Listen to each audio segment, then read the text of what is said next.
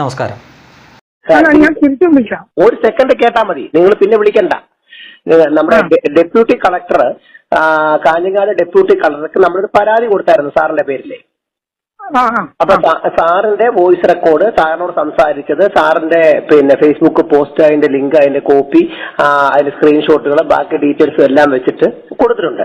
സാറൊരു സർക്കാർ ഉദ്യോഗസ്ഥനായിട്ട് ഇരിക്കുന്നിടത്തോളം കാലം സാറിന്റെ അടുത്തേക്ക് ഒരാൾ വിശ്വസനീയമായിട്ടൊരു കാര്യത്തിന് വരാൻ പറ്റത്തില്ലല്ലോ. പിന്നെ കാരണം താങ്കളുടെ മനസ്ഥിതി ഇതാണെങ്കിൽ സ്വാഭാവികമായിട്ടും മറ്റൊരാളോട് താങ്കൾ പെരുമാറുന്നത് എങ്ങനെ ആയിരിക്കും എന്നുള്ളത് ഊഹിക്കാമല്ലോ. 2 കൊച്ചു കുഞ്ഞുങ്ങളാണ് നെഞ്ചത്തടിച്ച് കരയുന്നത് അവര്. ഇപ്പോ എന്റെ നാട്ടുകാരിയാണ് ഈ സ്ത്രീ. എന്റെ ബന്ധുവായ സ്ത്രീ, ഒരു പെൺകുട്ടിയുടെ സീനിയറായിട്ട് പഠിച്ച നഴ്സ് ആയിരുന്ന വ്യക്തിയാണ്. അദ്ദേഹത്തെ കുറിച്ചാണ് നിങ്ങൾ ഇത്ര നികൃഷ്ടമായ ഭാഷ ഉപയോഗിച്ചേക്കുന്നത്. നിങ്ങൾ തിരിച്ചൊന്നും വിളിക്കണ്ട. നിങ്ങളുടെ പണി കളയിക്കുക എന്നുള്ളതാണ് നമ്മുടെ ഇനിയുള്ള ലക്ഷ്യം. കാരണം തന്നെ പോലെയുള്ള ഒരാൾ ഞങ്ങളുടെ നികുതി പണം കൊടുത്തിട്ട് താൻ ശമ്പളം മേടിച്ച് അങ്ങനെ സൂഹിക്കണ്ട, മനസ്സിലായി?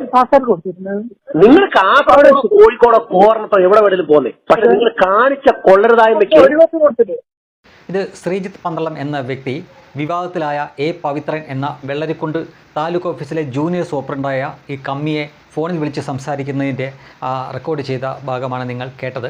എന്താണ് സംഭവം എന്ന് നിങ്ങൾ ഇതിനകം തന്നെ അറിഞ്ഞു കാണുമല്ലോ. കഴിഞ്ഞ ദിവസം നടന്ന വിമാന അപകടത്തിൽ മലയാളിയായ പത്തനംതിട്ടക്കാരിയായ രഞ്ജിത എന്ന ഒരു യുവതി കൂടി മരണപ്പെട്ടിരുന്നു. ആ സ്ത്രീയെപ്പറ്റി പറയാൻ പാടില്ലാത്ത, കേട്ടാൽ അറയ്ക്കുന്ന തരത്തിലുള്ള പോസ്റ്റും കമൻറ്റുമൊക്കെ പരാമർശമായിട്ട് ഈ സർക്കാർ ഉദ്യോഗത്തിലിരിക്കുന്ന എ പവിത്രൻ എന്ന് പറയുന്ന കമ്മി ഇട്ടിരുന്നു. ഇത് വിവാദമായതിനെ തുടർന്ന് റവന്യൂ മന്ത്രി കെ രാജൻ തന്നെ ഇയാളെ സസ്പെൻഡ് ചെയ്തിട്ടുണ്ട്. പക്ഷേ അത് പോരാ, ഇയാളുടെ സർവീസിൽ നിന്ന് തന്നെ ഇയാളുടെ ജോലി കളയണം എന്ന് പറഞ്ഞുകൊണ്ടാണ് ഈ ശ്രീജിത്ത് പന്തളത്തെ പോലെയുള്ള ആളുകൾ ഇതിന് പിന്നാലെ ഇറങ്ങി തിരിച്ചിരിക്കുന്നത്.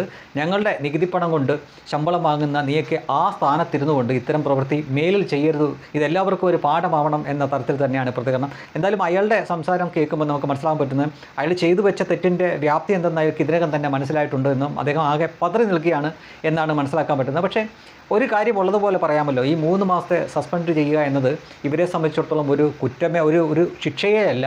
ശരിക്കും പറഞ്ഞു കഴിഞ്ഞാൽ ആ 3 മാസത്തെ ശമ്പളം പോലും കട്ടാവുന്നില്ല എന്നതാണ് യാഥാർത്ഥ്യം. ഇത് ജനങ്ങളുടെ കണ്ണിൽ പൊടിയിടാൻ വേണ്ടി മാത്രമുള്ള ഒരു തരികട പരിപാടിയാണ്. അതുപോരാ, ഇതുപോലുള്ളവരെ ശരിക്കും ഡിസ്മിസ് തന്നെ ചെയ്യണം. അതിൽ കുറഞ്ഞുള്ള ഒരു ശിക്ഷാ നടപടിയും ഇവരുടെ കാര്യത്തിൽ അത് നീതിയല്ല എന്ന് മാത്രമേ പറയാനുള്ളൂ.